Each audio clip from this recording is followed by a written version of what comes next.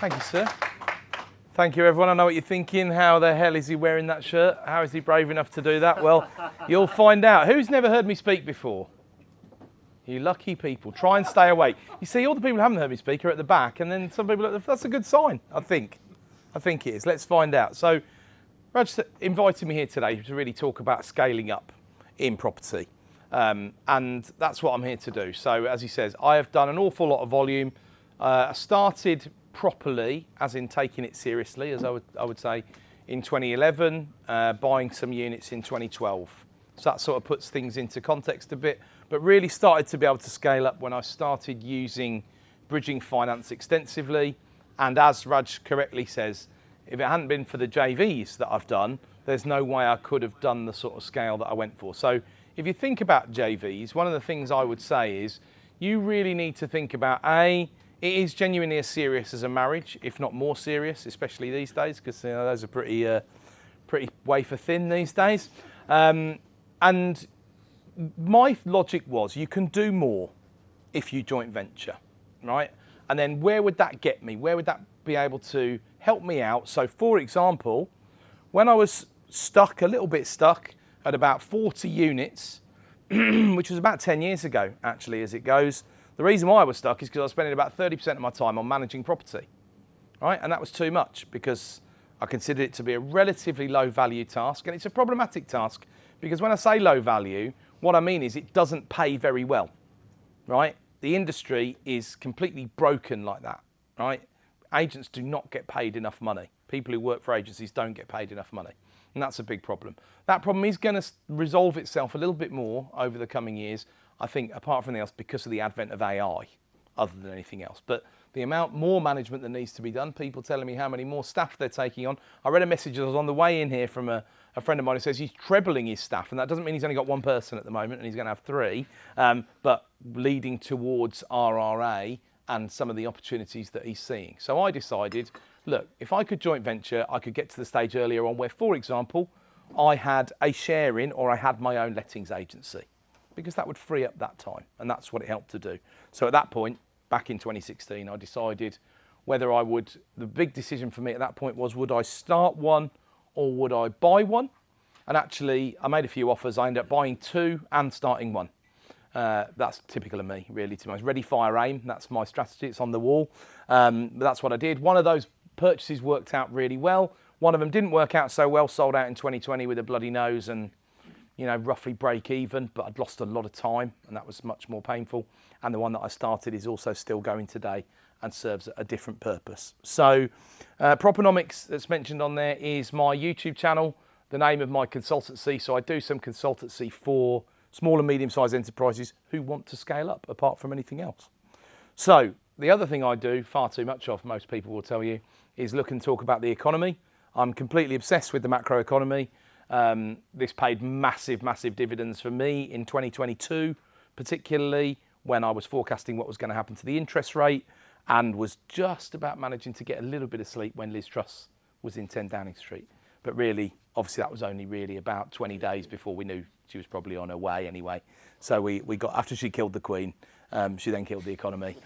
And then we all knew the writing was on the wall from that point on, and she got the tap on the shoulder and all the rest of it. But I do, unfortunately, prefer to talk about reality rather than hype or hope, which makes me sound a bit miserable sometimes, I think, but these lovely people in the room, or the ones who've heard me speak before, have still come back to hear me speak again, so that's good. But I'd much rather be truthful about what's going on. So, for example, at the moment, and I had many, many chats with people about this in 2023, interest rates weren't going back to normal because they were already back to normal, right? If the interest rate hits 1%, there's a guy in the United States, you might have heard of him, Mr. DJ Trump. He's pointing his finger around going, cut the interest rate to 1%, you horrible central bankers. Go on, get on with it. Go and do that. The independent Federal Reserve, right? We have independent central banks. He tried that one, put his biggest stooge that he could find on the Monetary Policy Committee, and he voted for a 0.5% cut rather than a 0.25% cut. And Donald Trump went, well, if that's the best guy I've got, we need to do something else, which of course he has done some different things that I'll talk about later on in this presentation. But the point is, why does the interest rate need to be where it is roughly at the moment? And it doesn't need to be exactly where it is. Don't get me wrong, there's still flex either way. But why?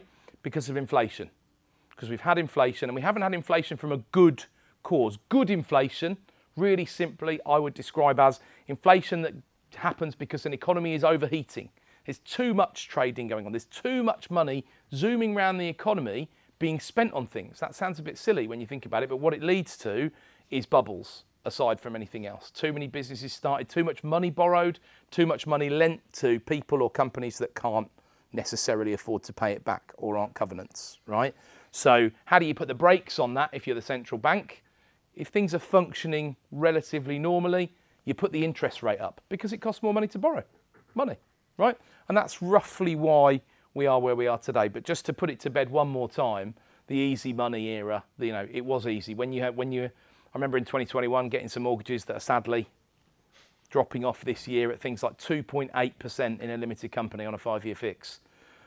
Sad day when that comes to be refinanced. Now, obviously, we've gone like that, and then we've come back down a bit. But where we are, at roughly 5.5% for limited company buy-to-let, roughly 4%. There are some mortgages that are a bit better for your home residential mortgage, 3.75, something like that.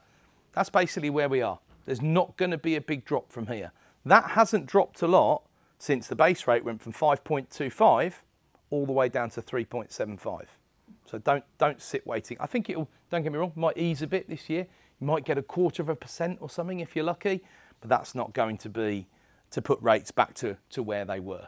And then inflation. Look, we've had a lot of it. It's hit us in different ways. It's hit different businesses I'm involved in different ways. Finish one of them off, to be honest. In care, it's hit, that's where we employ the most staff that we've got in our group. The minimum wage, inflation and everything else has made a massive difference to the fees that need to be charged. Local authorities have absolutely been battling, trying not to pay for it, and the result of what happens in these situations, like it does in housing, is that things get closed down because people can't afford to run them anymore. Then you have a business rate scandal when a chancellor says, don't worry, the business rates aren't going to go up more than 15%, and then they go up 100% for some places, which is why this has been this U-turn, apart from anything else. But inflation is the government's friend, largely speaking, right? Largely speaking, because they've got all this debt. You'll have heard this 2.7 trillion number that gets thrown around, right? They've got this 2.7 trillion of debt, and it's 2.7 trillion, and if 2.7 trillion is only worth 1.7 trillion in 10 years' time, then in real terms, they only owe 1.7 trillion. They're happy. Now, I say in theory because about 25% of the government debt these days is what they call linkers in the trade, or index-linked gilts, which means they're linked to inflation. So as inflation goes up, the debt goes up. The coupon they've got to pay goes up. So not ideal for them, but that's about 25%. The other 75%, if they were smart, by the way, over the last 10 years, or especially over the last 5 years, if they read the Sunday supplement, they wouldn't have issued so many linkers, would they? They'd have issued nominal bonds because the market hadn't really caught on to this stuff when I was saying it back in 2021. But there we go. And I wasn't the only person saying it. I'd love to have been the only person saying it. Gary Stevenson was also saying it, but I won't talk about Gary because I'll lose my rag. So I'll leave him out for the minute. But I didn't know at the time that he was talking about it, but he was talking about it, annoyingly enough. We know that amateur investors are leaving the market. What do I define as an amateur investor? Someone who doesn't do it for a living, primarily someone who's probably got 1 or 2 or 3 or maybe 4 buy-to-lets. They've picked up a couple of properties over the years. Maybe they moved house and they kept one and they rented it out, right? They're leaving the market. There's so much stock on the market at the moment. There's been about 33% more houses and flats listed for sale in the first few weeks of January than a typical year. That's about the same number as last year, right? But this is an ongoing. Now, just because you list a house for sale, does that mean you sell it? Do you know what percentage of what's listed actually completes? And this is a mind-blowing number in that it's lower than you would think. Anyone have a guess? 75, someone said? 25. God, that'd be blimey miserable. You're pretty much in between the two, about 50%. 51, 52% of what's listed. And I just find that just unbelievable. Now, of course, some of it is because the agent has overpriced and they've managed expectations badly. They've done it to get the instruction, and the old drip, drip, drip, cut the price, cut the price, cut the price doesn't work on all vendors. And of course, a lot of people can stay put, which is why as a trade, certainly at the wholesale and the trade level, we tend to talk about talking to motivated sellers. Right? What happens when people get motivated, especially when there's a deadline, is that their need to transact becomes more important to them than the price.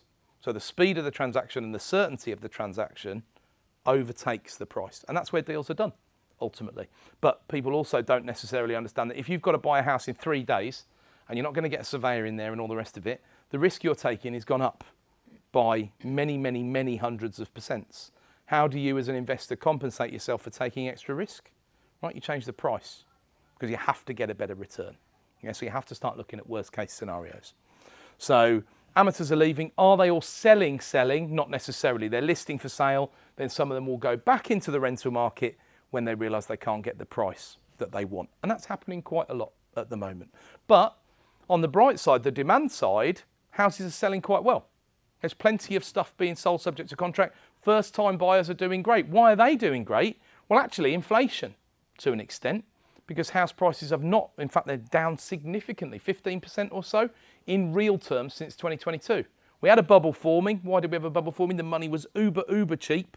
And then we had a stamp duty holiday. I mean, you can't get more frothy in a market than that. But when those two things fell away, market didn't collapse at all, but it just let inflation do its job. Throughout 2023, when we had points where we had 11% inflation and things like that, house prices were down a couple of percent over the year in nominal terms. But if you apply 11% inflation to that, they're down 13%, right, just in 1 year. But they were too high. They were too high in 2022. So that's why that happened. And look, I believe you have to, what are primary business principles being applied to your property portfolio? Well, apart from anything else, cash flow is key. What busts more than 90% of businesses that go bust? Cash flow. So cash flow is key. This day and age, one of the ways this has manifested since the normalisation, as I try and call it, to be less sensationalist, of the interest rate, although a man wearing this shirt would be quite sensationalist, wouldn't he? Let's face it. But no, the normalisation of the interest rate and ultimately the way that capital values have not progressed over the last few years mean that now, factored into my business model, is selling some properties each year. So we might have to sell 50 to try and buy 150, whereas in 2019 we were able to buy 100, right? We didn't have to sell any. Now, that's because everything we bolted on after it was fixed had good, healthy cash flow from the point at which it was optimised, as we would say, right? Primary business principles, you've got to look after your cash flow, and some of that now involves a bit of, I wouldn't call it property trading. We don't tend to move stuff as anywhere near as quickly as the J. Howards and people like that of the world. We've done a few sub-sales, we've done a few back-to-backs, we've done a few underwrites, or more than a few, but they're not core investment business as I see it, right? So, I can't tell you what's the best example I've got of this. Probably I saw a £40 million portfolio once, which I'll be honest is above my station, but I'm not a quitter, right? I'm a trier, yeah? So I sat in front of the guy and said, yeah, we could do this, we could buy it.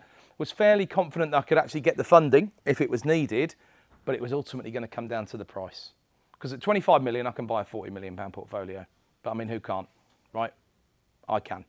But at the sort of money he wanted, 32 million, didn't work. Numbers just didn't work. Yield was low apart from anything else. But this guy, £40 million worth of property, 40 years of hard work, skillful, him, happy, architect, loved building stuff, loved developing stuff. That's what he did. Wife looked after the property management. She hated it. She was the driver in trying to sell this business. She wanted out of the property management. Can I see a spreadsheet with all the properties on and the rents? No, we haven't got one. Have you got any management accounts for your business? What are you, the bank? I was like, no, I'm not the bank, but I'm going to need to show it to the bank. I'm going to go to them and ask to borrow like 30 sticks. You know, they're going to want a spreadsheet. You know, it's not, I'm not, but really, and I've seen many people who, they get up to the point where they don't really realise they maybe own 3 million quid's worth of property. That's a serious amount of money. Most of their net worth is in there. They're on the hook for a couple of million quid's worth of debt, and they just still run it like it's a little bit of a hobby or a side hustle or something like that. The difficulty in this game is you'll have big assets, which won't necessarily mean big cash flow. It's completely topsy-turvy from the way that a trading business tends to run. Trading businesses don't tend to have lots and lots of assets. If they do, they get some clever people in on the financial creativity side and go, why don't you sell those assets and rent them back? And then that'll improve this ratio and that ratio, and all your numbers will look better and the value of your company will go up. But it's not how property businesses work. Unless you take the Donald Trump approach, of course, own nothing, control everything, or control a bit of stuff, and if you don't get what you want, spit the dummy out, which is more accurately the Donald Trump approach. But of course, you can have rent-to-rent businesses that make big cash, and you're not. The downside of those is you're not exposed to the capital growth side of things. And really, I look at it as the trading day-to-day should eke out a margin, should make things worthwhile. The capital growth should be the money that over time, all you've got to do is get up in the morning, and it should be working for you, right? Now, as I said, it's been a challenging few years, but then if you included 21 and 22, and 2020 actually, as it goes, they were pretty incredible years for capital growth. So we just had a bit of a wonky roller coaster of the way of getting there, right? It's still a good asset, and like I say, it's cheap. In historical context, it is cheap. If you apply the retail price index inflation, property is the same price as it was in 2003. This is not a time where it was crazy mad, although prices were increasing very, very quickly in 2003. They still went up an awful lot before we got to 2007, 8, and then took a bit of a haircut, right? So we're back at that sort of level without what actually happened in the 2000s that isn't talked about a lot, is a massive credit expansion. The number one way you can see if house prices are going to go up is when there's credit expansion. So how would you achieve that? How do you achieve that? Well, what did we do in the 2000s? We start lending to people who we shouldn't have lent money to, right? That's one of the best ways to do it. But what are the more sophisticated 2020s way of doing it? Kick out the term over which a first-time buyer might need to pay their mortgage. Have a way, be creative around how people might pay mortgages in retirement, right? And what are now people talking about? And what has Donald Trump said, which, you know, sometimes he does say some sensible stuff, don't get me wrong. Well, because someone else has told him to say it. I mean, don't get me, he hasn't thought of it himself, has he? But use your pension as a deposit of some kind. Use your pension as some kind of guarantee, right? This is a good move. Much more activity in pensions in the US and much more activity in the stock market in the US. But if you think if they're using their pensions that are exposed to the stock market that's been doing well as a deposit for a property asset, it'll put them in position. Now, the problem is keep expanding credit, and the US and the UK have behaved very, very differently in the 2020s, right? Two very different markets. Yeah, the UK is, thanks, can't believe I just said that, thanks to Liz Truss, she basically burst that bubble before it had really inflated too far. Liz Truss wasn't in charge in the USA. They had this old guy who didn't know what he was doing, but he didn't do any harm to house prices, and house prices kept on accelerating really, really fast. Yeah, so they're really, historically, really quite high at the moment. If you then get a Donald Trump style, what's the problem that he's trying to solve? House prices are too high, so what we need to do is we need to make sure that typical Americans can buy houses. How are we going to do that? Well, we're actually going to inflate the value of houses further by directly. Do you see the problem? Right? You know, we've seen this movie before, right? We're not doing that. We're actively just got a government who's a bit rubbish, and so there's no economic activity, and things aren't going up very much. Now, again, they're not doing it deliberately. They don't even know what they're doing. None of them. I don't know what they're doing, and I'm supposed to understand this stuff. But then again, yeah, a lack of a simple, clear strategy. Buy and hold, or what are other things I see people do? Get obsessed with getting all their money out of a deal, right? Mistakes that I see all the time. Why would you not leave money in a deal if you were going to get your money back within 2 years? That means you're getting a 50% return. And I'm not talking about don't worry about the maintenance, and I'm talking about a proper spreadsheet that's going to talk about the proper net money that you're going to make every month, yeah? If you're going to get that back in 2 years, I'll leave my money in any of those deals. Just point me towards those deals. I love those deals, right? If I do get all my money back out, great, even better. But then I've got other things that I've got to consider as we go through the lifetime of the asset, which is what asset management is about, right? Asset performance management. People get emotionally attached to stuff, right? I'm probably a bit of a psychopath or something like that because I don't get attached to assets. I did used to. I used to get attached to tenants. I used to get attached to assets. And then at some point, I had to lose that, so I did. I just ironed it out. It doesn't matter about whether I own that one or that one. Which one should I keep? Which one should I sell? Why am I selling this house? Because I bought it well, but ultimately the rent's not where it needs to be. The market rent's not where it needs to be. I'm not getting enough yield to even consider holding it in this environment. Sell it. Oh, but I've got an early repayment charge of 2% or 3% or something. Tough. right? That's cost of doing business in this game. Your capital should be worth at least 20% a year, at least. If you're not valuing it at 20%, you're undervaluing it, and really at least 25%. Right, so if you're putting your money in deals that it'll take 9 years to get your money back out of, that's probably not a good idea, right? But when you do the figures properly, with leverage, with capital growth, even if capital growth is quite modest, yeah, it still works out far better than that. And look, moving from being a landlord to having more of an investment committee style approach.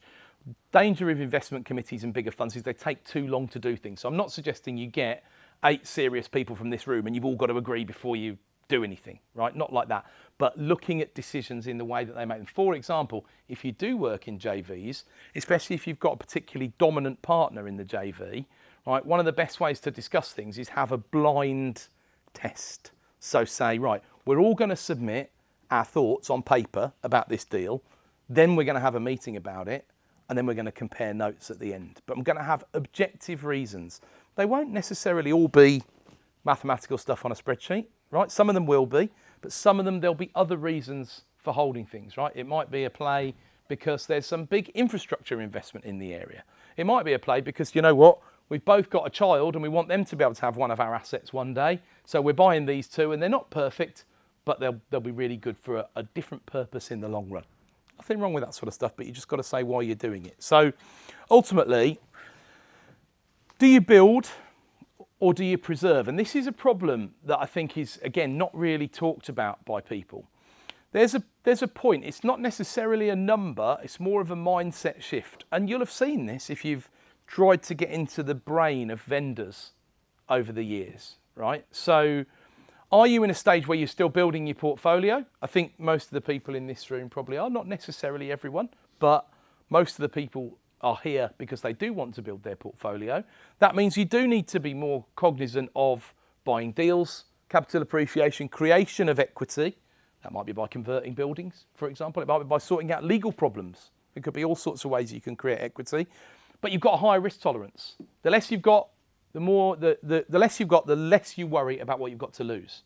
Right? The more you've got, the more you worry about how long it might take to get it back. And again, there's no right or wrong here. There's not a number. I don't think you should do it by having a number, personally. I'm a big time against the whole, mostly because a lot of the smoke sellers go around saying, earn $3,000 a month and sack the boss and blah, blah, blah. And they're full of it, as we know, right? Or do you want to preserve what you've already got? This is how, or what someone I call a capital allocator, which I'll talk about a bit later on, right? But if you want to go via a number, because it is a way of thinking about it, right? And some of these concepts can be quite abstract. Yeah, you do need a way of doing it. What's the net income you need? And I've seen this exercise done a lot of different ways over the years, right?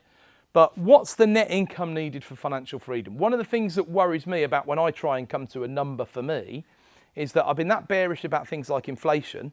Inflation's actually the biggest danger in this situation. And I don't mean the inflation level that the government reports. Because if, for example, you've got 3 children at private school and the chancellor comes in and puts VAT on it, you know, your rate of inflation in that year in terms of your household spending was not 3%.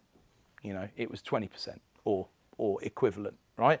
But what's the point? You don't hit the number and give up, right? You hit the number and you change your strategy in terms of what you're doing. So you're probably going to move at some point from building to preserving, yeah? Or you're going to organise everything really, really well in the first place and you're going to be prepared for a sale. Right, property limited companies at some point in the next 5 to 7 years will become hot property because there'll be money behind funds to acquire them. Right, there'll be loads of money out there. At the moment, the funds are still feeling their way in this department. And some of it is the problem of managing it well enough. Some of it is the problem that the yield isn't necessarily there.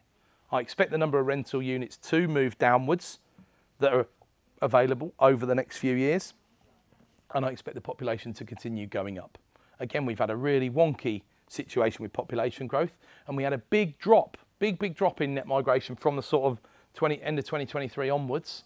And some of the rules have been changed that will make migration less attractive to the UK. But still, while the UK is doing, and this isn't something that's spoken about very, very often, even though I said earlier we've got some idiots in charge of the country at the moment, they're still doing better than almost everywhere else apart from Donald Trump.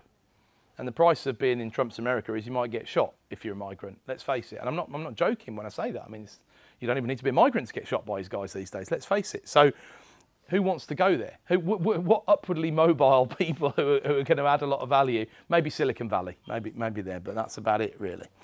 And then making things more complex. And I've made things very complex over the years because I've had a number of JV partnerships, right? One of the reasons why I've done that is so that I'm not solely and specifically dependent on one person.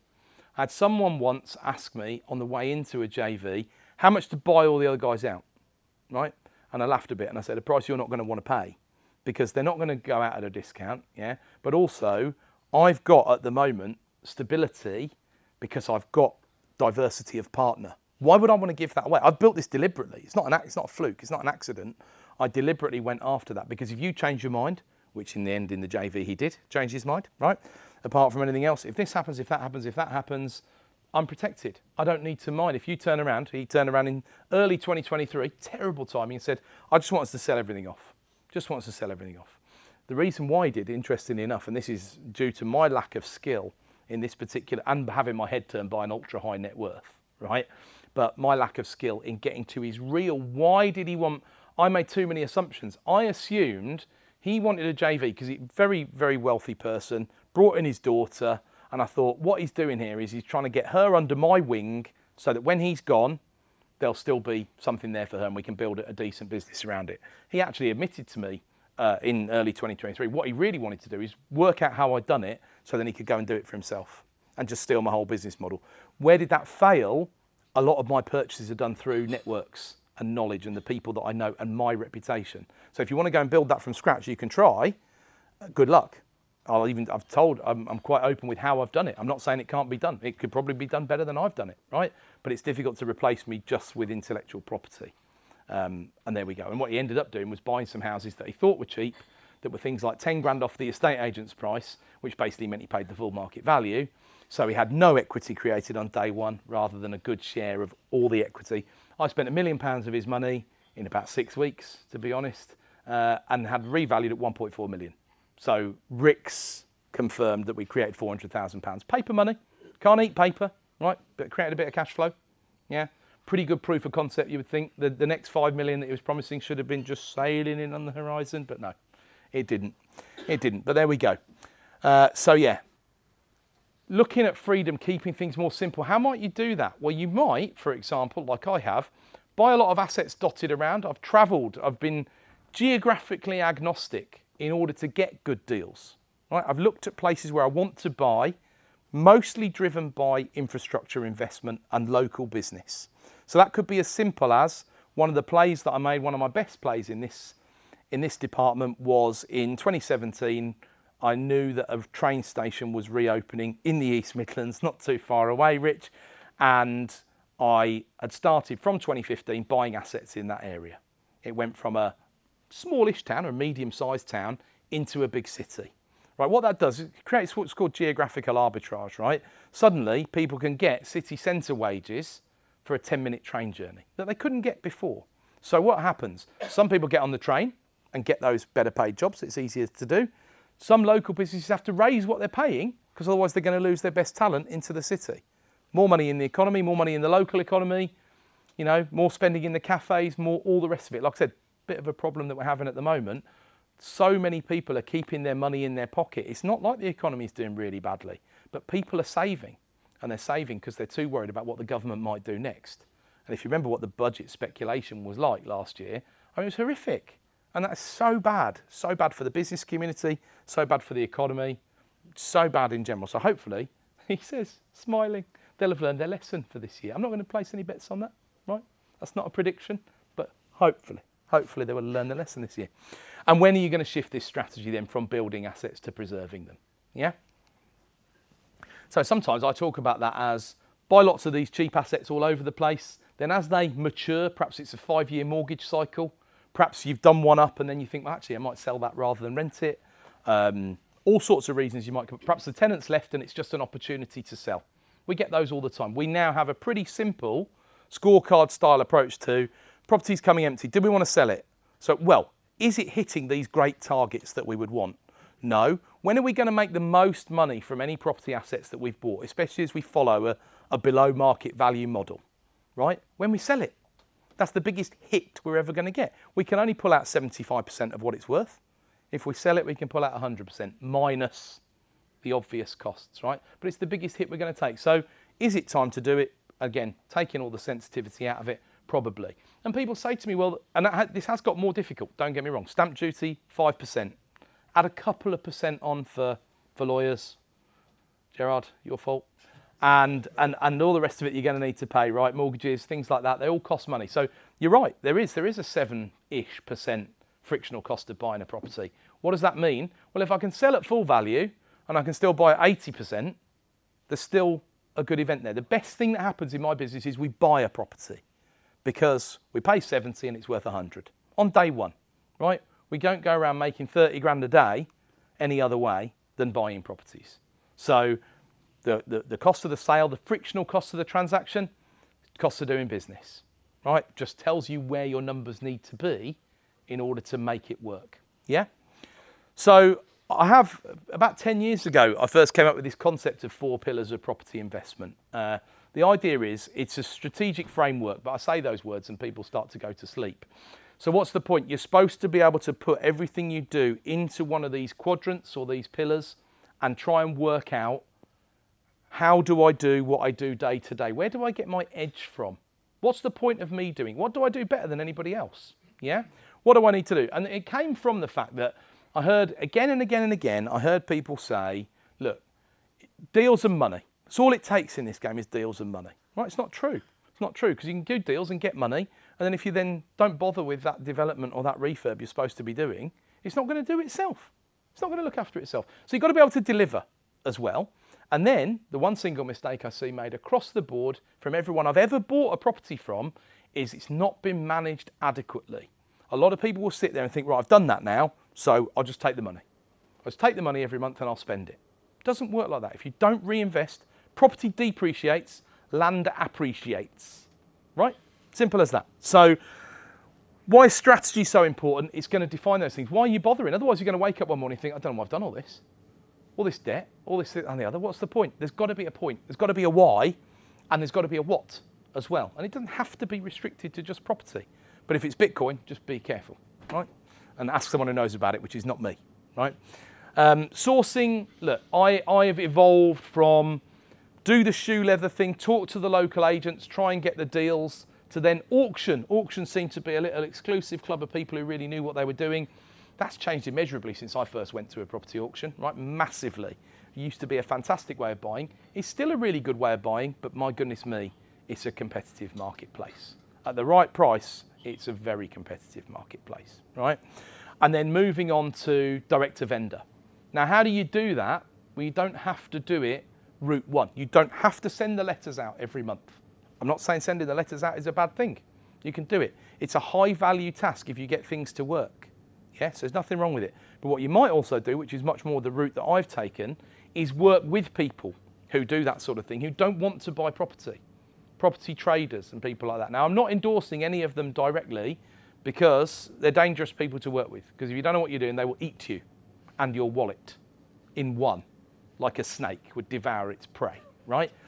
But there is an inherent advantage in the fact that they're actually, they're not lazy people, they're bloody hard workers, these people. But when it comes to tenancies and when it comes to actual bricks and mortar, they tend to not like it very much at all.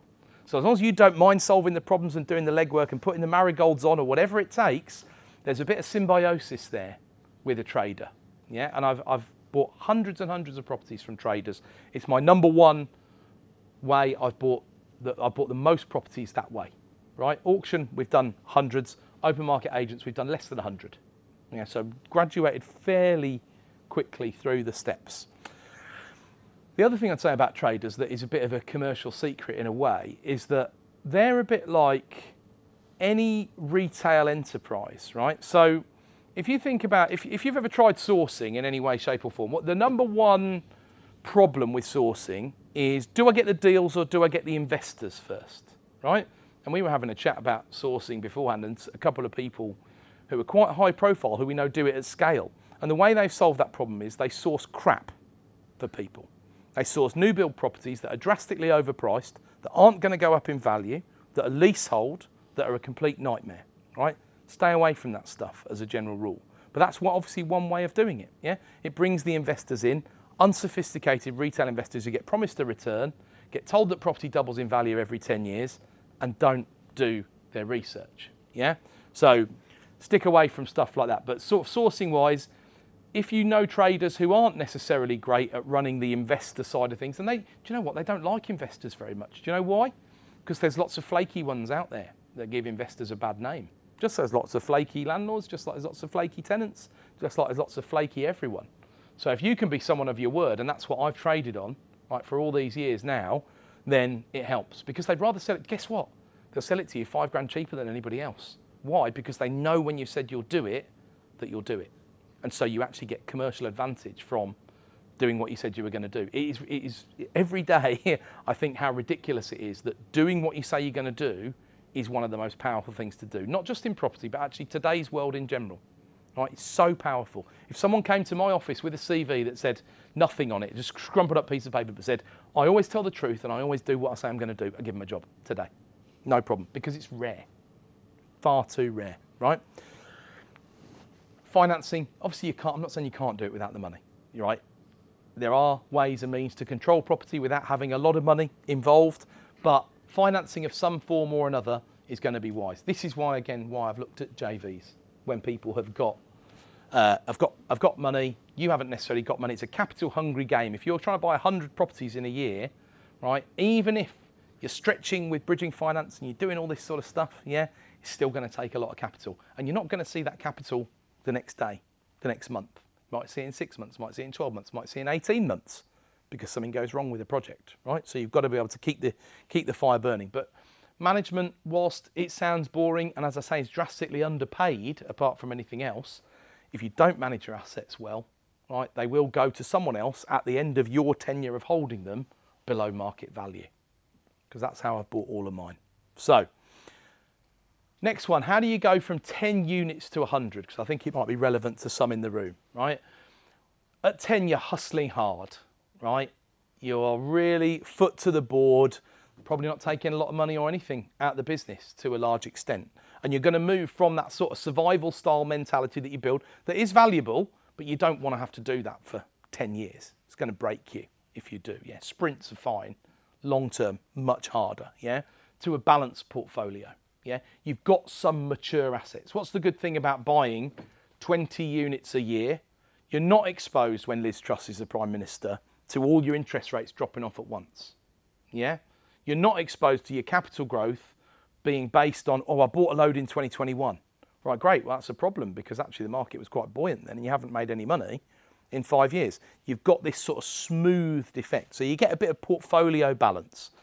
And as I say, you will move from, at some point during that process, from finding stuff on the market, and I'm not decrying finding stuff on the market, I've bought stuff from the market that's been genuinely 25% below value. So it's definitely, maybe more. It's definitely doable, right? But it moves more to some kind of direct-to-vendor style approach. There may be an auction house in the way, right? Financing is looking more like commercial facilities. So this is where I currently bump my head, right? And where I'm struggling a little bit at the moment, to be honest. There is a point, let me try and explain it to you like this. Lots of things that you guys do will be far superior to the way that we have to do it at scale, right? I don't go to a property anymore, pretty much, unless there's a really, really big problem. Yeah, I'm not even going to go. What does that mean? I've got to pay someone else to do that, haven't I? I've got to pay someone else to do all sorts of things. So luckily, spread across hundreds of properties, it takes a small piece out of each of those hundreds of properties, but it's still a small piece that you guys are not having to pay. Yeah? So think about it that way. You've got choice of maybe 50 lenders, maybe more these days, right? I've got a choice of about 8 or 9. Yeah, some of them have these really wonderful rules in place, like you can't have more than 100 properties. Like you suddenly stop knowing what you're doing when you've got 100. I mean, it's ridiculous. Surely you'd be better off. But what's happened is somewhere in the past, someone's gone bump who had 200 properties and it's caused them a big problem. And they've gone, none of these idiots with more than 100 properties or whatever, right? People like the mortgage works, they've no written policy why they won't lend to me, but they say, look, we can't be bothered. We can't be bothered to underwrite your portfolio, right? Which is very honest of them. Because what the others do, in honesty, is they don't do a proper job of underwriting my portfolio. Yeah? They don't do a proper job, but they've accepted that I'm solvent, I've made, I don't know, 10,000 plus mortgage payments on time and in full, and that's a pretty good track record, yeah? And then they're not wrong about that, but it starts to move more towards commercial facilities. Now, I like to think about this in kind of 3 layers, if you like. Let's pick on Paragon, because they're normally the cheapest apart from anything else. You can go to Paragon, I can go to Paragon. They prefer portfolio landlords these days, actually, so it's probably a bad example. Maybe I'll use Lambay, right? We can all go and get a loan from Lambay. Lambay will still lend to me, quite happily. Now, they then have an internal limit. All of these lenders have a bit of an internal limit, which might be 1 million, might be 2 million, might be 5 million, might be 10 million. They also have a limit that's set by the PRA, which for the smaller banks starts to be a problem. If you ever deal with Redwood or you deal with someone like Castle Trust, they can't lend you 10 million quid. They're not allowed to. They're not a big enough loan book to be able to do that. So they couldn't fund the sort of portfolio that I was talking about, right? But they've got their limits, they've got their internal limits. At that point, they're going to want the full inside leg measurement. They want to know your family tree for 23 generations. They want the whole 9 yards, right? They're going to get to that point. Face-to-face interviews. Maybe one of them, Shawbrook it was actually, before Christmas, we were out looking at a portfolio in the East Midlands, showed them how it worked, showed them how the agency operated, showed them all of that. They were happy, right? But still, near the thick end of a day's work, no remuneration for doing any of that, of course, right? Had to be done to keep them happy. And then they'll put forward to they normally have a credit committee they'll then put forward to and say, we want you to do this.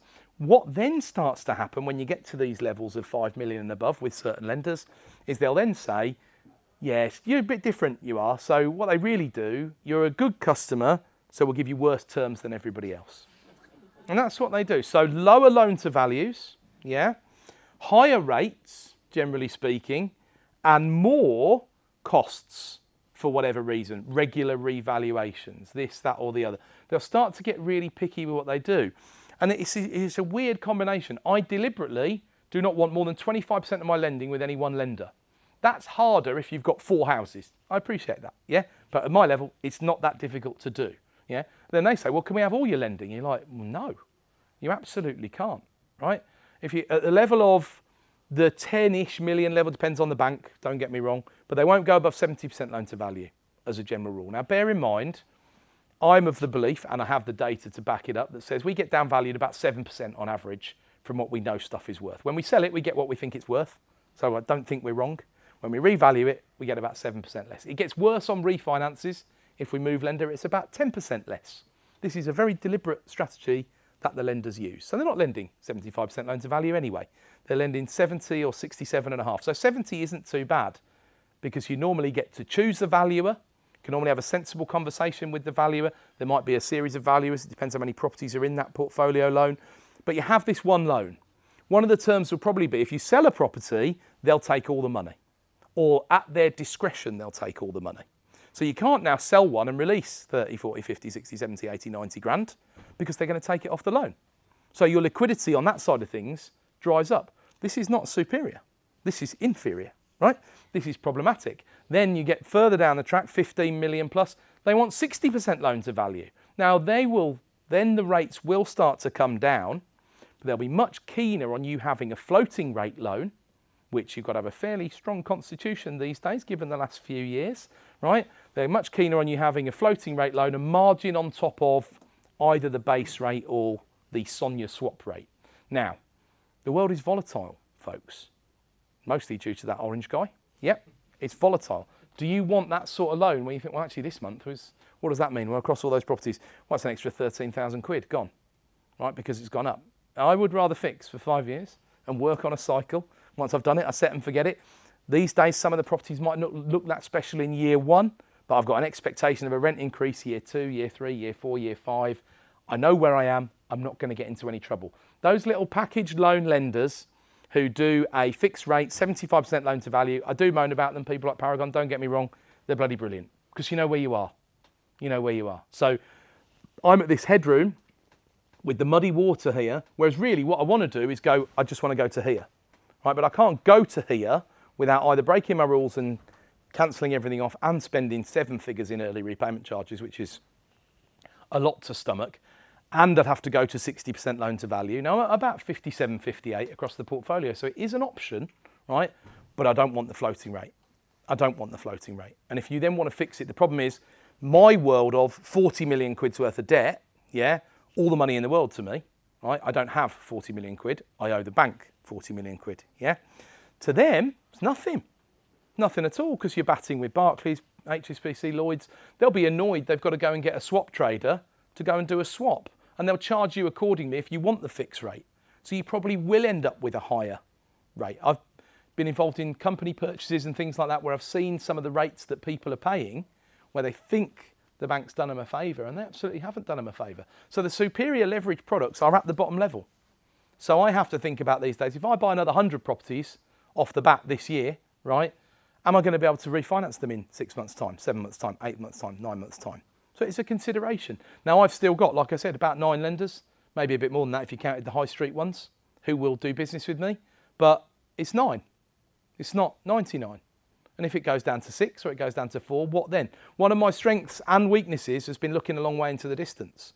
And I'm feeling it. And I know if I'm feeling it and I'm talking about it, that it's a factor. So I do have to think about that. What does that then leave to me? Well, could I acquire units for funds that want to buy hundreds and hundreds of units in one go? There's a huge amount of transaction opportunity. Some of it created by EPCs, some of it created by renters' rights, some of it created by the fact that the social housing old stock that the housing associations own doesn't work for them anymore, but it's still serviceable, workable, built property. It's much better than building a new build development in my eyes, much, much better, right? But it does need a really significant amount of refurbishment. Really, really big project to consider. So that's a little bit about commercial facilities. And if anybody can prove any of that wrong at any point and tell me where I've gone wrong with it, I'd love to speak to you, because that is my number one headache to an extent at the moment. And then, like it says there, management becomes an in-house team or a corporate partner. One of my best third-party relationships, we have a board meeting once a month, 20 minutes. She looks after over 100 properties of ours in Scotland. Yeah, she knows what she wants. All the figures are there. Really, really clean, really easy. She knows exactly what decisions she can make at her level. Yeah, and she knows what needs kicking up to us. Yeah, budgets are set. It runs like a proper, it runs almost like a trading company, but there isn't that much trading activity that goes on. Now, the problem up there is that ultimately all the money is coming in cash flow. Now, I know what you're thinking, what a nice problem to have, right? But what I'm saying is it's not sitting there going up year on year on year, that stock. It's probably staying about the same, right? And it's probably stayed about the same for quite a long time. It does, what sells does trade a bit up. If you look at the land reg, it says that it's worth more money, but you try getting a revaluation, right? It's worth about the same as it was. So accept the fact that you're taking the money out in cash flow. Think that if you hold on to it for 20, 30 years, you've still got to put all that money. When we bought that portfolio, what the vendors had done, the vendors always do this, by the way, spoiler alert, and if you think about it, it kind of makes sense. They'd stopped doing maintenance, pretty much, yeah? So the first 18 months was complete pain. Yeah, complete pain, just constantly. Now, we do it properly. So that meant money. And so first probably 3 years of that portfolio, I think, we didn't make a profit. We didn't make an accounting profit. Yeah. Now, we bought it 1.5 million quid less than it was worth. So I refer you to my previous comments. The best thing we do is buy property. Because on the day we bought it, it's like, yay, we've made 1.5 million quid. Then we proceeded to not make any money at all for 3 years. And now we're making 10 grand a month or something like that out of it, right? Okay, so I like to think about things in layers. If we're not talking pillars, we're talking in layers, right? The anatomy of your property business, you've got to have a strategic vision of what you're trying to do. And I'm not saying you need 5-year plans and 10-year plans. 10-year plans might be a picture. If you're a beach person, it might be a beach up there, right? If you're a spreadsheet guy like me, it might just be a spreadsheet on the wall. And you're happy doing what you're doing, right? I take my inspiration in that department from Warren Buffett. You know, if I'm still going to work at 95 and enjoying myself and retiring from being the CEO to being the chairman, I would consider that fairly successful, right? But you need to have strategic vision. It's important to do it, and a lot of people don't spend enough time doing it. Then you know you need that layer, the capital layer, right? Bridging, I've used extensively. I'm going to talk about it on Friday, so I'm not going to say a lot about it today. So anybody who's joining on Friday will see my take on bridging. To give you a loose idea, I've done about 20 million-ish quid's worth of bridges, 20, 25 million quid's worth. So wholesale, effectively, and I'll be lifting the lid on all of that on Friday. Acquisition, obviously it's key. I've said to you a few times now, it's the most important, it's the best event in our business is acquisition. Second best is disposal. Stuff in the middle is a bit of a pain, to be honest with you. But it needs to be done, and it needs to be done well. And it isn't done well 90% of the time, I would say. And then look, operational tasks, they're out there, they're important. Lots of people in the room are involved in the operational task side of property. One of the key things to do is to work out, and really simply, just list the tasks that you're doing, track the time that you spend on everything, put a monetary value next to those tasks. The monetary value is not what you think you're worth. The monetary value is how much would it cost me to get someone competent to do that. Yeah? A couple of people I know have got decent portfolios, pay 25, 30 quid an hour for a contract like executive assistant, something like that. So someone of a decent skill level, but they just make sure the phone doesn't ring for them. Right? And that's a massive skill, because you should be valuing your time well above that 25, 30 quid an hour. So I said that after inflation, it used to be £10 an hour, now it's £15 an hour. Right? CEOs do not do £15 an hour work. Right? They don't do it, right? It's worth much more. You have to delegate the low value stuff. Yeah? But you've got to set it up properly. There has to be a system behind all that. You can't just go, sort that out for me, lob them the keys over, give them the password to the computer and think you can not do anything. It won't work well. People are a massively important investment, right? Even though I used to think property was really clever because you didn't need many people, so you wouldn't build a big dependency on a big team. But guess what that means? It means that the people that you do engage with are even more valuable, right? So everybody becomes a critical part of your organisation. Yeah, you should be doing high impact, high value, and you should be doing stuff that you love, right? You should be doing stuff that you love. So here's a diagrammatic representation of what it looks like. Here you are, you're in the canyon as the startup, right? You're trying to climb the sides. There's the growth, and then maturity is you're outside of the cliff, right? The pain has broadly stopped. So I'm still in the growth stage because I still feel plenty of pain on a regular basis. And the thing is, as the organisation gets bigger, what's the stuff that gets across my desk? The more serious stuff. So you get to a point sometimes maybe where you don't have the appetite for the hard yards to go beyond where you are. Nothing wrong with that, accepting what it is. Growth is ultimately about your competence. You will grow to your level of competence if you've got the appetite to still do it, because it doesn't occur within the comfort zone, folks. There's nothing wrong. Lots of people come up to me and apologise and say, I don't want to buy as many properties as you have. And it's like, it's not my mentality, right? My mentality has been build something that works, right? And then when it works, keep turning the handle. And then if it needs a tweak, tweak it. That's all you need to do. The rest of it is not. It's not about getting to X per month, right? Like I said, Rachel Reeves might put VAT up and then there's a problem. So that's how it feels in there. Look, down the bottom, high stress. Yeah, you're doing everything. So you've got margin because you're doing everything, but you haven't got time because you're completely consumed by it. Yeah. Then you'll find profits dip. Like I said to you, my operational expenditure will be higher than anybody else's in this room on a percentage basis, but it means that I don't have to do it day to day. And for me, that's very valuable. Yeah. And then that true passive income. So that probably looks like either the organisation is set up as if it's a fund, like that portfolio I was telling you about, 20-minute board meeting once a month. Pretty passive income. Yeah, it is there. It is possible. It is doable. It's not easy, right? It's certainly not as easy as certain gurus would have you believe, dare I say. But it's going to need good systems in place, good standard operating procedures, right? So here we are with some more hard truths, right? Property is illiquid and slow, and the only arbitrage is patience, yeah? I bought sold a house on Monday or maybe Friday last week that we bought from a trader, sold it for 170 grand, bought it off the trader for 130 grand, and we had to do a bit of work. It's a bit lower margin than I'd normally like to work to, but it was in the right area. I knew it'd sell fairly well, even though the market's a bit chocker at the moment, and we will have made 25 grand after all costs on that, something like that. I think we paid 120 something for it. I think we made about 25 grand on it. Well worth doing. It's taken us about less than 6 months to do that. So a good rate of return on the year, because I haven't had to come up with all the money in the first place. We've used a bridge, right? Used a bridge to do that. You're not a genius because property prices went up. So when you do a development, you should always look and say, how much did the market do and how much did my skill do?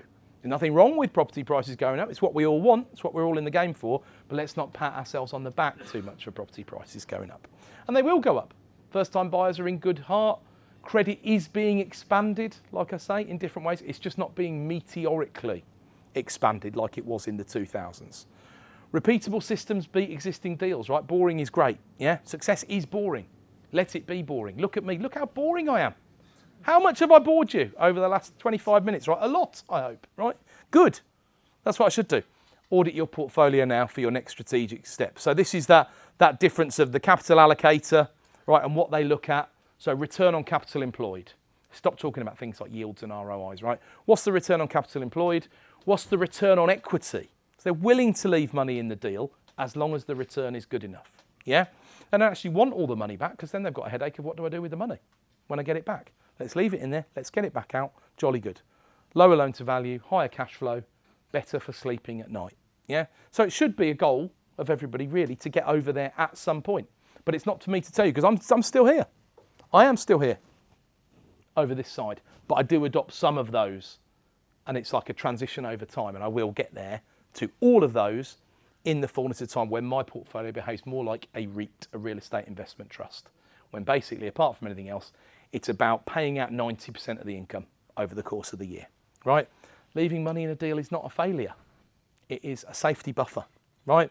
Anything like 15 to 20% return on capital employed should be good. If you can't borrow money cheaper than 20%, if you're getting 20% returns out of projects you've left money back in, you need to work on your relationships with other people. 20% is a big rate to be paying, right? So I've always looked at it that way. If I leave money in and I can go and get money at 12% somewhere else, I'm still making. Because remember, that's only talking about cash flow. It's not talking about capital growth. I'm still keeping that in the pocket for myself. And if I'm paying interest to other people, it's deductible, right? So not a problem.